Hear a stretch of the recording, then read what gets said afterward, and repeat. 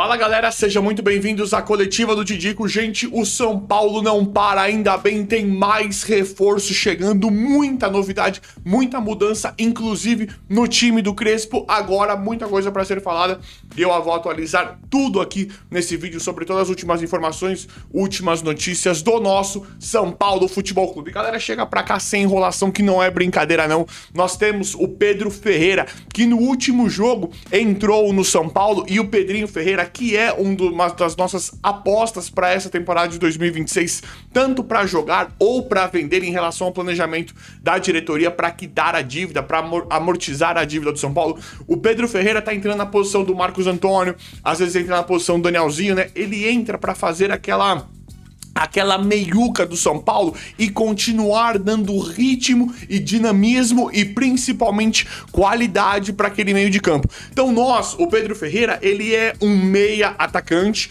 que eu falei aqui, né, que daqui a pouco ele não será meia atacante, será atacante pela qualidade dele e pela formatação do futebol moderno, mas é um cara que pode jogar de meia atacante, muito provavelmente poderá jogar de segundo volante também. Então nós que estávamos tão ressabiados com as contratações de segundo volantes, neste momento o São Paulo precisa muito dessas posições, porque como é que vai ficar? Não pode jogar tudo nas costas do Pedro Ferreira, que é uma joia, que tem que ser lapidado. Tidico, ele tem que jogar independente. O cara, quando ele é bom, ele joga em qualquer circunstância.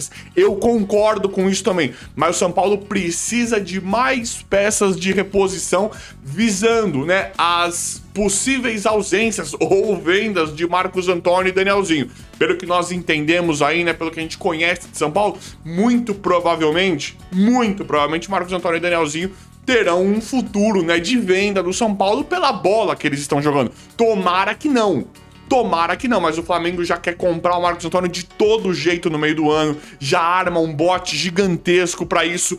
O Danielzinho é um cara que tem tudo pra fazer uma ponte, porque o que esse cara joga é uma barbaridade. Então o São Paulo precisa realmente se resguardar em relação a isso. Se eles estiverem lesionados ou expulsos, quem é que joga nesse momento? E eu digo isso na questão de manter o desempenho, manter a qualidade. São Paulo hoje, eu acredito que ninguém consiga enxergar o São Paulo hoje sem o Marcos Antônio e sem o Danielzinho. O São Paulo vira refém desses caras. O São Paulo fica completamente dependente desses caras pelo futebol que eles estão desempenhando e pelo padrão tático. Temos outros bons jogadores? Temos. Temos o Lucas, temos o Luciano, temos o Caleri, temos vários outros bons jogadores. Temos o Pedro Ferreira, temos vários jogadores. Mas neste momento, nessa formatação, nessa montagem, o time do São Paulo Futebol Clube, eles são como se fosse a engrenagem do time. Eles dão toda a movimentação, eles ditam o jogo. E isso é com muita qualidade. E aqui não é só o parabéns pro Crespo que conseguiu esse encaixe técnico, não. Só que tem tudo a ver com qualidade individual. Marcos Antônio e Danielzinho são dois jogadores de muita qualidade individual. Não são jogadores que jogam mais ou menos e que deram certo num esquema tático. Muito pelo contrário. Esses caras, eles, pela qualidade deles, eles começaram a ditar o jogo, o ritmo pelo São Paulo Futebol Clube. Galera, força máxima do São Paulo. Força máxima para enfrentar a Ponte Preta. Novidade maravilhosa, né? Isso é muito bom porque não vai ter o jogo do Brasileiro. Isso é uma notícia espetacular. Eu acho que o São Paulo tem, claro que de uma certa forma resguardado, mas tem que brigar por esse Paulista. Eu tenho esperança que possa ganhar o Paulista. O Brasileiro, se vocês me perguntarem, e aí, ganha o Brasileiro? Se eu for falar como torcedor otimista, eu vou falar, nós vamos ser campeão brasileiro. Se eu for falar de uma forma mais séria, pra mim o São Paulo não briga título brasileiro, mas pode fazer muito bonito. Pode chegar em um terceiro, um quarto, pode fazer muito bonito no Campeonato Brasileiro. Não acredito que briga título pela questão estrutural, por o 2026 estar sendo um ano muito bom, mas um ano ainda de muita retomada. E tá muito bom esse começo. Foi muito melhor do que nós podíamos imaginar.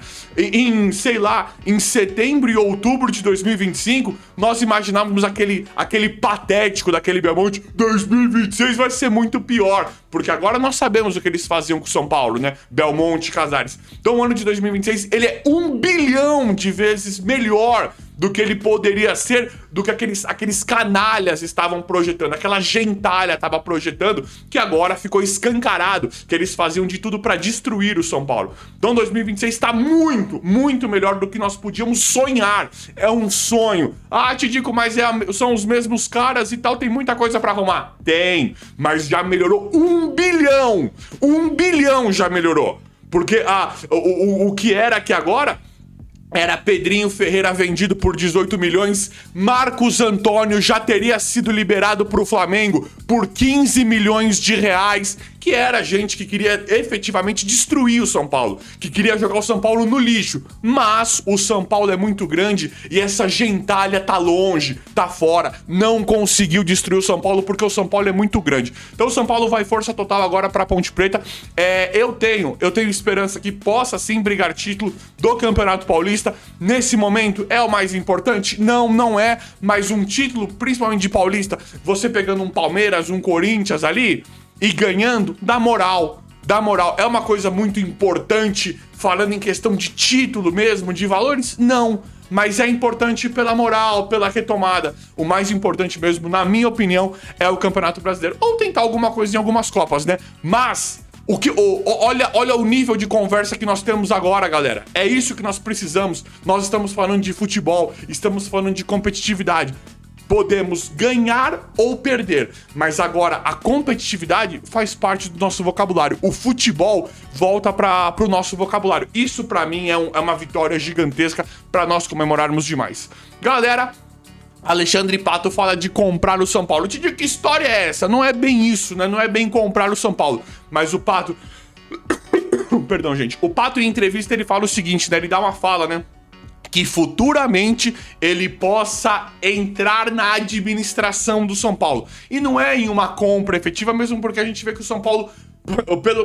Pela ideia que nós temos hoje, claro que isso pode mudar da noite pro dia, mas pelo que nós vemos hoje, ninguém nunca vai conseguir comprar o São Paulo. São Paulo fala em uma questão tipo do Diego Fernandes aí, que parece que não vai muito pra frente, né? Mas é uma questão de investimento, uma questão de poder ajudar o São Paulo. Alexandre Pato fala em relação a isso. Seria maravilhoso, né? Porque o Pato, independente de qualquer coisa, tem aquela questão do não precisa. Pato não precisa disso pra nada na vida. Se caso ele conseguisse fazer algum investimento futuramente pelo São Paulo, é porque ele quer, é porque ele gosta do São Paulo. Nós vivemos meio que disso, né? Acabamos de ter uma melhora gigantesca pela volta do Rafinha, que é um cara que veio simplesmente pra ajudar por amor. São Paulo viveu disso, né? Hernani salvando de rebaixamento, Muricy quando volta como técnico, várias questões envolvendo isso, vários ídolos, vários medalhões. Kaká voltou pra ajudar, Lucas Moura,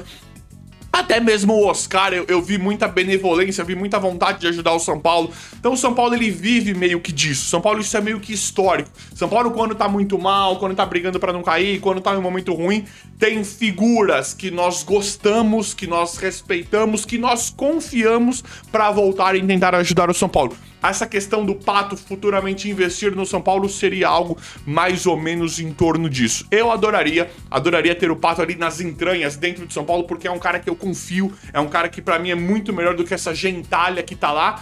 E aí seria algo parecido com o Rafinha. Seria um cara que a gente pode confiar, independente da função, se vai ser mais cadenciado, se vai ser mais administrativo, mais esportivo, a gente confia. Isso é o mais importante nesse momento de retomada do São Paulo. Galera, chegou o Cauli, baita contratação, um cara que joga demais, muita qualidade, só que tem um problema aí, problema bom envolvendo o Cauli, que vai jogar. Aonde que ele vai jogar? Ele, nesse momento, ele é a mesmíssima posição do Lucas Moura.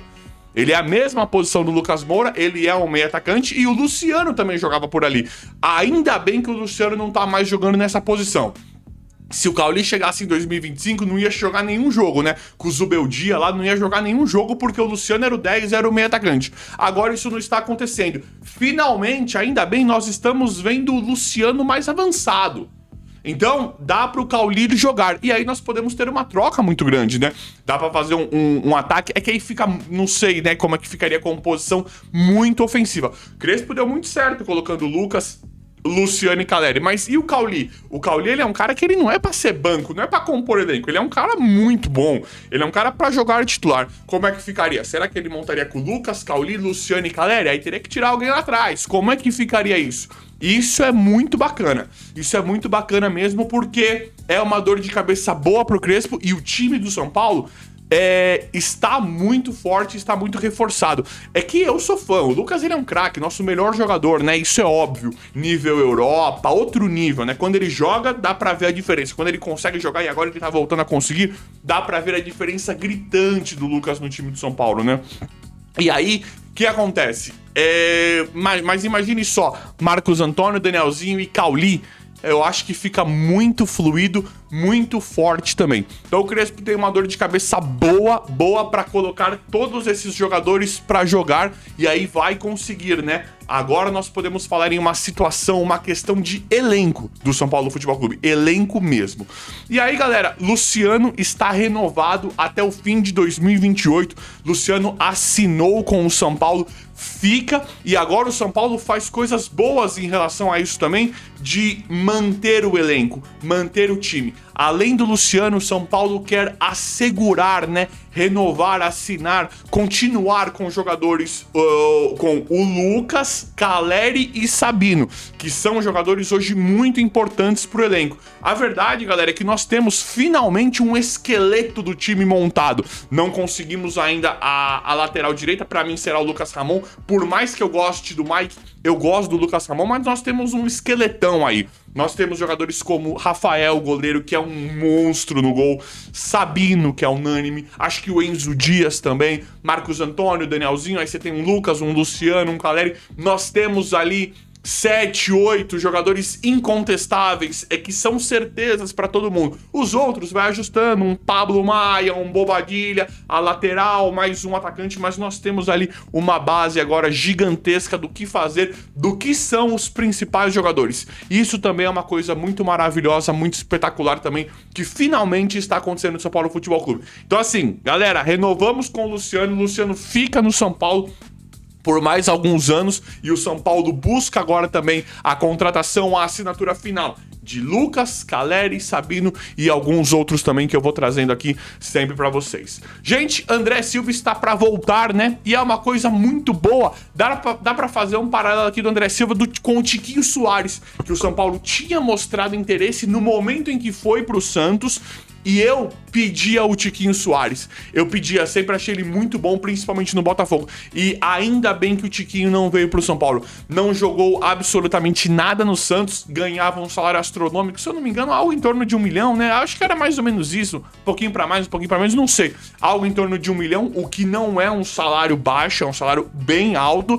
E o Tiquinho não fez o retorno, não deu o retorno que o Santos esperava naquele momento. Parece que agora tá indo lá pro Mirassol, vai se acertar com o Mirassol, e foi um baita acerto. Não precisa do Tiquinho. A verdade, o bom é que nós não precisamos do Tiquinho. Nós temos o André Silva, que é um cara relativamente mais barato, e que esse Tiquinho do Santos não tem diferença nenhuma, não tem grande evolução do que um Tapia, que é um cara limitado tecnicamente, mas que já fez gols importantes pelo São Paulo. Não tô comparando. Se for comparar o Tiquinho com o Tapia, o Tiquinho foi muito mais jogador, é muito mais jogador que o Tapia, né? Mas também é muito mais caro e não jogou nada no Santos, vamos falar a verdade. Então foi uma coisa boa. Eu acho que esse desfecho do Tiquinho em relação ao interesse do São Paulo, a tudo que aconteceu com os olhos, com a visão de hoje, acho que dá pra gente considerar que foi uma coisa boa. Acho que deu ali pra o Rian, né, quando jogava, tava detonando, infelizmente lesionou, e o André Silva fazia gols, né? Nós tivemos um momento muito duro, muito difícil com o André Silva, mas se o André Silva tivesse num São Paulo mais organizado, digamos assim, poderia ter agradado muito mais do que agradou pelos números que tinham, que são superiores ao do Tapia. O do Tapia, todo mundo sabe que ele é meio fraco tecnicamente, mas ele tem números, ele tem alguns números que dá pra começar um debate, começar uma discussão. Então acho que o saldo em relação a isso sai positivo em relação a essa questão do Tiquinho, né? E o centroavante aí do São Paulo pra ser banco do Caleri. E é isso aí. Galera, Negrutti vai renovar com o São Paulo. Muito bacana e polêmico o que está acontecendo em relação ao Negrutti. Polêmico no sentido do time. Teve proposta do Verona. Negrutti que fez o oposto do Alisson, né? Já é muito mais ídolo, já merece muito mais nosso carinho que o Alisson, por exemplo, né? Negrutti chegou e falou, Crespo, chegou pro Crespo. Crespo, tenho proposta do Verona, saio ou não saio, vou ou não vou, quero ficar no São Paulo, eu vou jogar papo reto do Negrutti, moleque monstro, mais ou menos isso. E aí, vou jogar ou não vou? Papo reto com o Crespo. Crespo falou, pode ficar que você vai jogar. Então o Negrutti escolhe ficar no São Paulo. Olha que decisão, olha que acerto, olha que boa impressão que passa o Negrutti, né? Esses meninos da base, eles nos surpreendem positivamente, muitos deles, né? Nos surpreendem positivamente todos os dias. Então ele chega e fala, tem propósito do Verona, parará, quero ficar. O Crespo fala, fica aí que você vai jogar. E o Crespo citou 2 jogadores na coletiva, Negrutti e Jordan, que já está preparando para jogar agora. E de novo, isso é muito importante por conta da questão do Marcos Antônio e do Danielzinho. São a reposição, é a recomposição desses jogadores. São meio-campistas, são jogadores que estão para jogar agora. E o curioso dessa movimentação do Crespo pública, né, envolvendo o Negrutti, que eu fiquei muito feliz, e o próprio Jordan, é que nós temos outros 2 jogadores pedindo passagem que aparentemente não serão utilizados, ou não entrarão tanto com o Crespo. Que é o Matheus Ferreira, que joga muito também. Esse, pra mim, já poderia começar a entrar no time titular também. E o Hugo, que se lesionou, mas é um jogador muito promissor. É um jogador que o Zubeldia já falava que queria. Não, isso não era mérito do técnico, né? Isso todo mundo sabe da qualidade do Hugo. Então o São Paulo tem muitos meio-campistas. O São Paulo tem muitos bons jogadores para ver como é que vai ficar isso. E tem o Bobadilha, que é um cara contratado, que, né, tá jogando de primeiro volante, joga de segundo volante. O Bobadilha, ele é um cara que ele tá jogando. Não tá... Eu acho que o Bobadilha, ele nem tá tão mal. É que assim... Ele sumiu. Ele absolutamente sumiu pelas performances impressionantes do Marcos Antônio e do Danielzinho. Aí o Bobadilha acabou sumindo porque ficou muito forte o meio de campo. Mas agora nós precisamos prestar atenção, porque tem essa questão do Negrutti, que vai renovar com o São Paulo, que está renovando, que quer ficar, teve proposta de fora, mas aí foi uma coisa muito bacana envolvendo um papo do Negrutti com o Crespo, e o Crespo expôs isso na coletiva.